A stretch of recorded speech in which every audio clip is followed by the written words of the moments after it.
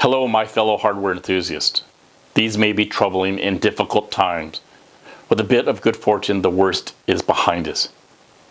We have seen what was once plentiful dwindle down.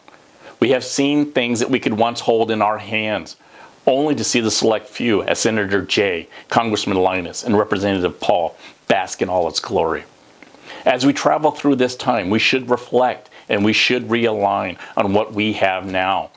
We should ask ourselves not what you can do for PC hardware, but what your PC hardware can do for you.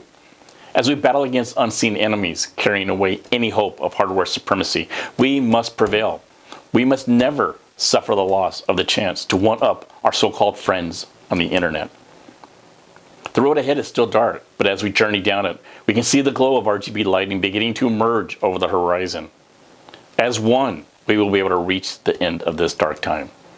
We will once again be able to reach out and enjoy our first world problems.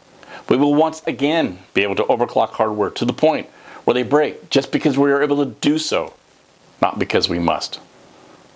The time is near. We must make this happen. Thank you, and may your prices be low and your shipping times be quick.